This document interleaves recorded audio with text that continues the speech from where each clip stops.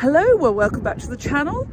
Today we are in not terribly sunny Surrey Hills with Claire Brown of Plant Passion, and she and I are old colleagues as flower growers, and she's going to show us around the plot and also possibly tell us a bit about this association of flower farmers that we have here in the UK called Flowers from the Farm. So we're going to have a look, see what she's got to tell us, and then we'll go back to the barn because it is actually, we may be a bit wet by the time we get back. Anyway, onwards and upwards. So here is lovely Claire, and here's Claire's plot. So Claire, tell us a bit. Should we wander? Yeah, let's have a wander. It's the end of November, it's cold, it's wet, but there are still flowers, which is just amazing. We did a farmer's market at the weekend and sold £200 worth of fresh flowers at the end of November. We've got some Acidanthera still coming, Sweet Williams, cabbage, Ami Visnaga, chrysanths, and a whole range of perennials doing their thing again. That's fantastic. So how big is your patch here? So we've got about 1.25 acres. This main field is about 1 acre, and then we've got a pick your own area, which I'll show you in a minute, which is about 1/4. That's fantastic. And what would you say the proportion of flowers to foliage, kind of percentage wise? Well, we've grown a lot more foliage. We sell a lot of foliage to our florists and with our mixed buckets, and so we've probably got about 1/4 foliage. Okay. And then we are upping the perennials at the moment to try and help with a bit of climate change, and with the annuals are still going to be very important, but the numbers going down. So this foliage going at the end here, is that you planted that? Yes. So we've been here 10 years now. Really? 10 years, yeah, I know, 10 years. 10 full years. It took about 6 years for that hedge to grow at the end. And that's the direction that the wind comes from. Yes. But we do have a good selection now of foliage, and that definitely helps us in the early spring and the late autumn as well. Do you find still having flowers for sale quite late in the autumn like this? Do you find that they struggle with rust, or, you know, because it's damper, even though they're still flowering, because you said the frost rolls off you. I'm going to turn around so we can see you. The frost rolls off you because you're at the top of the hill. But do you find that despite the damp, the flowers stay good quality? We're quite lucky because the soil's dry here. They might get damp in the air, but they haven't got wet feet. Oh, very good. So that's quite good. It's chalky soil, and we're on the North Downs, so we don't. I mean, it's really, really wet today, but actually we're not making marks with our feet on the soil. No. So the key thing is that I need to keep selling flowers as long as I can, because I've got a team who want to keep working. And so although I'd absolutely love to kind of give up and just plant the tulips and go home for the winter, it doesn't work like that. So yeah, no, I have to say I've given up, and I go home for the winter. Yeah. But I have a smaller team. It's only me and Fabrizio, and we have, you know, different businesses, work different ways. Absolutely. You wouldn't know, happy visitor, that directly in front of me is London town. It would be the most incredible view on a clear day. You can often see the planes taking off from Heathrow over there. Okay. And yeah, over that brow of that hill is where London is, and Woking's over there, but it's a bit cloudy today. I think when I'm often saying to people, because I have students all the time, and I say when you're looking for a patch of land, do look for a windbreak. Make sure it's not too much of a blast of teeth. And look, this patch here, really, that's the windbreak, isn't it? Yes, and then we've planted extra hedging at the end. When we had the storm at the beginning of the year, the bit of the field that you can see in the picture now, all of that plastic stayed on the ground. Wow. Everything from where we are ended up in the horse field. So this is, you've grown a special pick your own patch. Exactly, yeah. This bit is what we used to call our sheltered patch. The wind actually comes from over there, but it's behind the brow of the hill. And in 2020, when we were shut down for COVID, we lost most of our trade because we didn't have any weddings and we didn't have any florists. Our locals were great, but that wasn't enough because we'd grown quite a bit.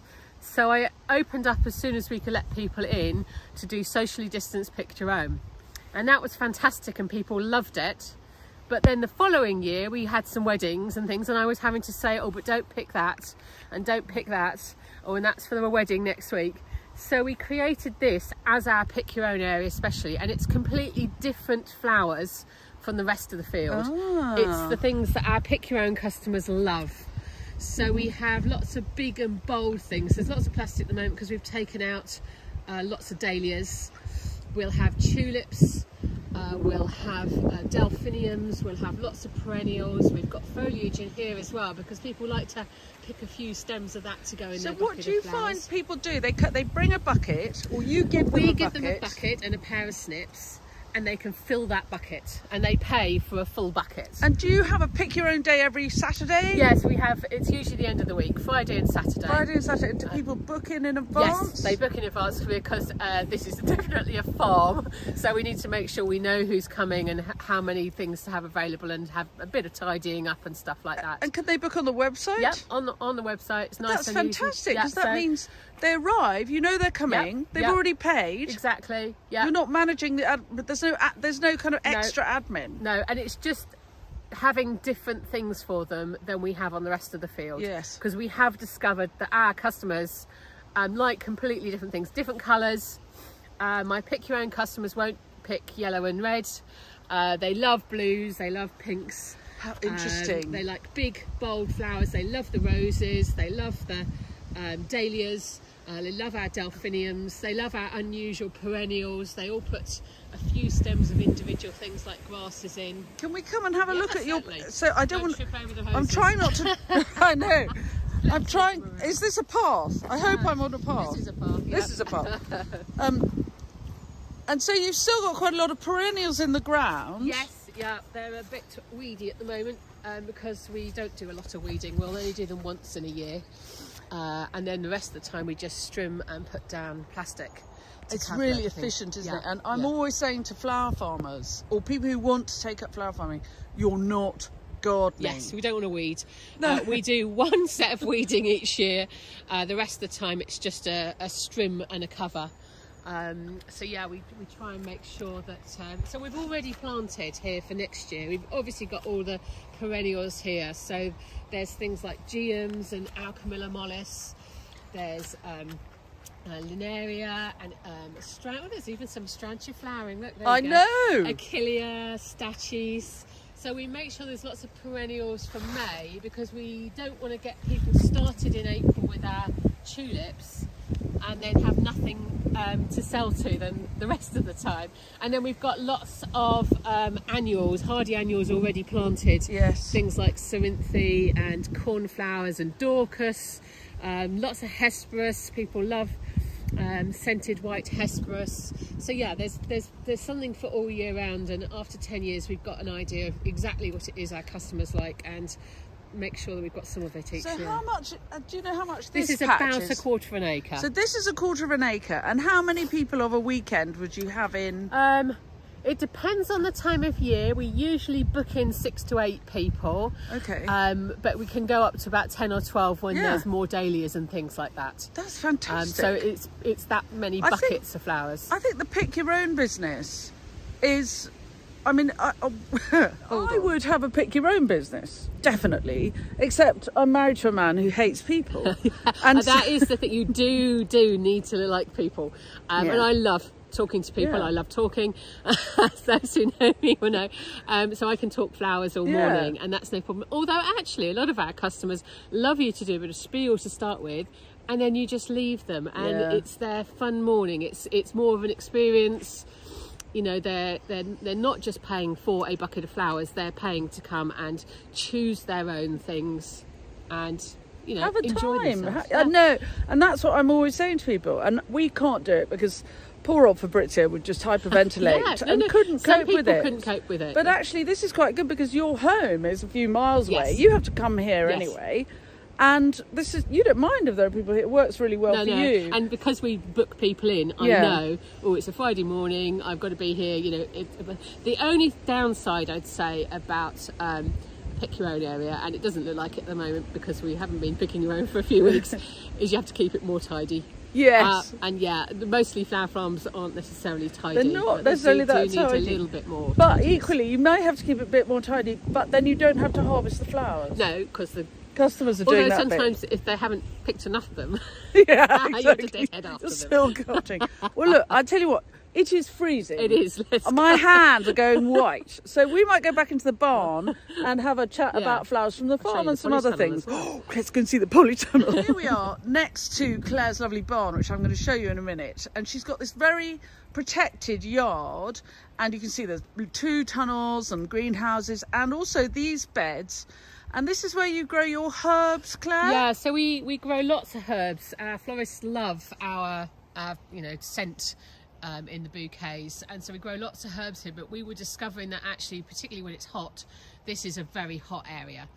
And so now we have herbs at the back, so we've got different types of mints and thyme and things like that, lemon balm, and then at the front we use it in the same way as we'd use a polytunnel, so we turn the beds really quickly so we get 3 sets of crops through the year. So these, under this environment, the first tulips are being planted and we'll plant more. And then we've got ranunculus and anemones. They'll be our early crops.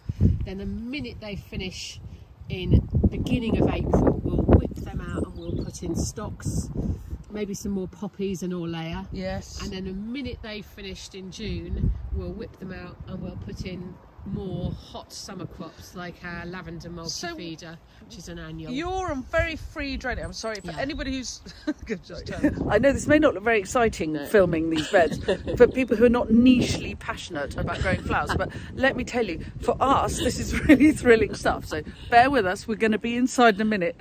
Hold on. So your ranunculus, this is very free draining soil. Yes. Unlike us, we're on a bog. Yeah, no, we're definitely. And so these outside ranunculus, protected with nothing more than environment mesh, will flower from. They'll be about a week or 10 days later than the ones in the polytunnel because it just gets a bit more warmth in there. What? So March? And we don't usually get our ranunculus until the first week of April, and then the ones out here will be mid-April, and the ones on the field will be the end of April. Okay. And then we'll plant another lot in January, which we'll have at the beginning of May. And that's a crop that, so altogether your ranunculus are going to give you almost 3 months. No, probably 4 weeks. From the middle, first bit of April until the middle of May. Okay. Yeah. Okay. So, and then what is this blue person I spy with my little eye? It is a wonderful annual lavender. Annual lavender? Lavender multi-feeder, oregano scented lavender. Ooh. Easy to grow from seed. Smells wonderful. Great in place settings. Very pretty. Lovely in bouquets. Yeah. Really, I find it easy to grow. And doesn't make it through the winter though. Nice scent. Nice scent. No, but you know, happy days. Okay, brilliant. Well, let's polytunnel. Let's go and look at the tunnel. Look at this as we're passing. Look at the anemones in great big bins, because apparently there are lots of rodents around here, and so this is protecting against them. Greenhouse is full of perfectly arranged. God, the immaculateness of it.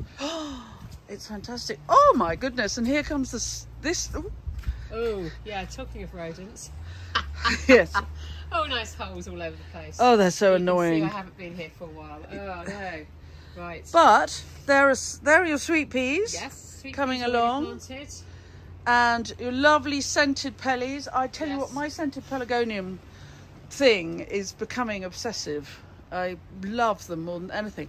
This is a tidy little tunnel, isn't it? It's only a little tunnel, but I can fit a lot into it. Yeah. It gets turned round 3 times in the year. We have a few perennials in here that give us lots and lots of stems. The jasmine is excellent. So what's the size of this? This is what, 30? This is 12 metres by 4 metres. Okay. And 3 beds. It's always good if you can fit 3 beds in a tunnel, I think. Yeah. And then look at the immaculate greenhouse.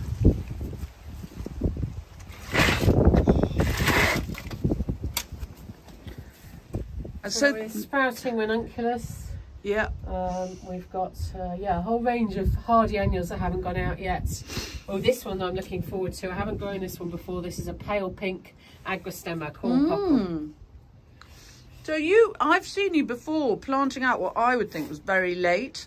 Hardy annuals going out in the field almost in December. Yes, yeah.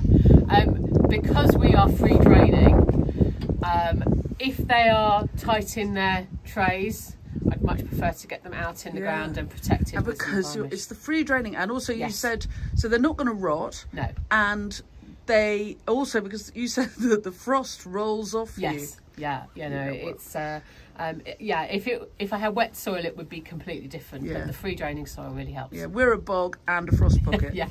But there you go. Not the same then. Let's go look in the barn. So here we are in Claire's fantastic barn. So this is a brilliant space. You rent the field. It came with a barn.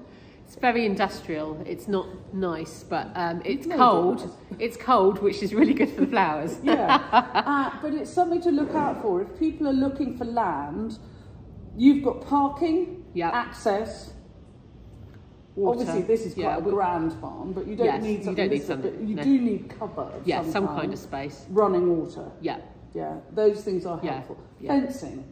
Yes. Yeah. Deer, rabbits. I've got everything here, so it does definitely. So that's fantastic. So if you're looking for land, don't just, there is often, I get people talking to me and they say, oh, I've been offered this field, and I go, and where do you park? And they go, what do you mean, where do I park? And not only you, where do your customers park?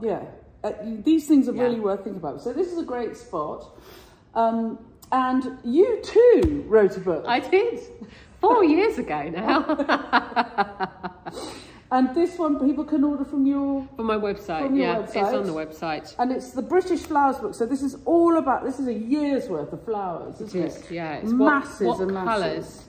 It's the colourings for things. So it's a really great resource.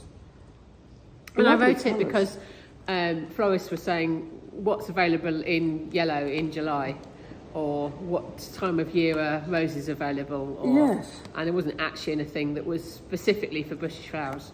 I think I know there are quite a lot of books out there now. There are, yes. But I think every single one of them is really, really helpful. Well, it's exactly the same as any learning. You need a whole range of ideas from people. It's, I came on one of your courses when I first started 10 years ago, and I went on 3 other courses, and since then I've gone on lots of floristry courses, and I've just finished a marketing course, because you need to keep learning. Well, you've got to keep yourself, even if it's about keeping yourself fresh. Yeah, absolutely. And sort of I'm going this evening, and so my next clip, I'm going to do some life coaching tomorrow with my friend Alice Armstrong, who is a fantastic life coach. And I've been flower farming since 2010, so we're 13 years down the line. And my business has become something completely different from what it was.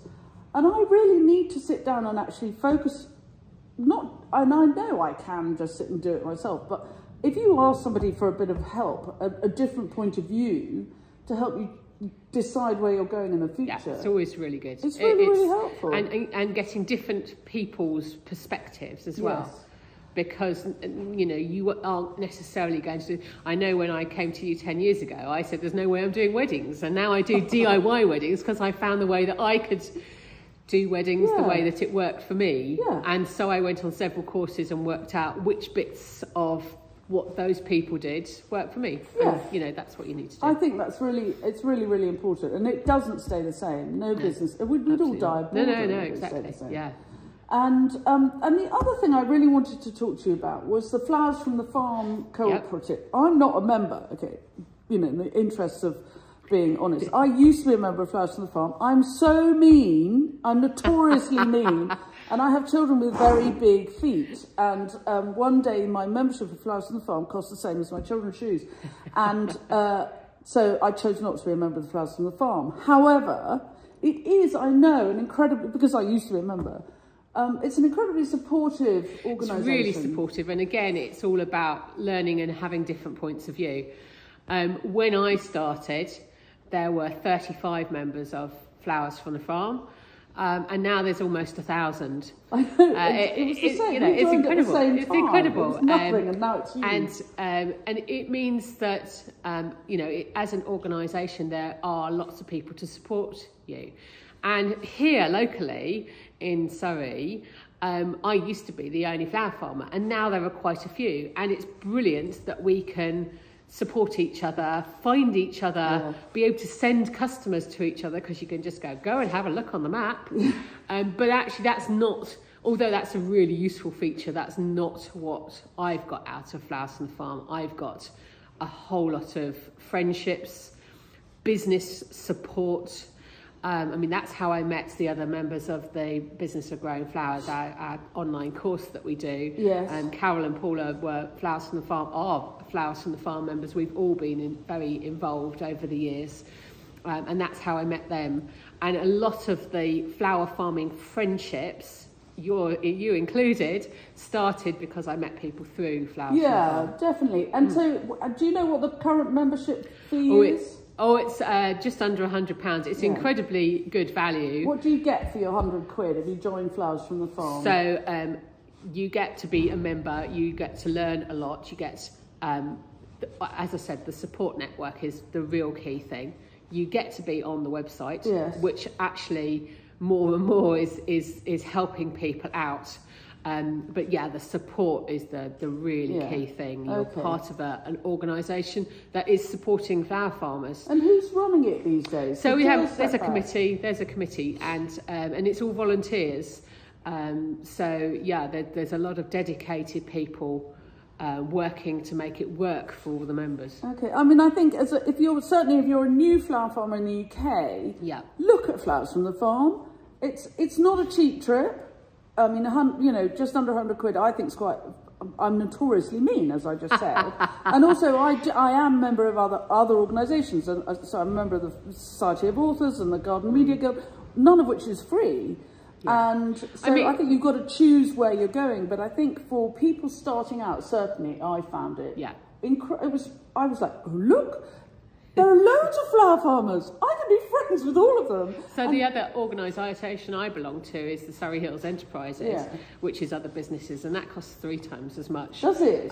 So it's very interesting. A lot of organisations, but then it costs more money, and it doesn't have volunteers running it. It has staff, so you get what you pay. Well, it's really, really interesting, and I think I love coming here because, you know, Claire and I, we have known each other for 10 years at least. Yeah.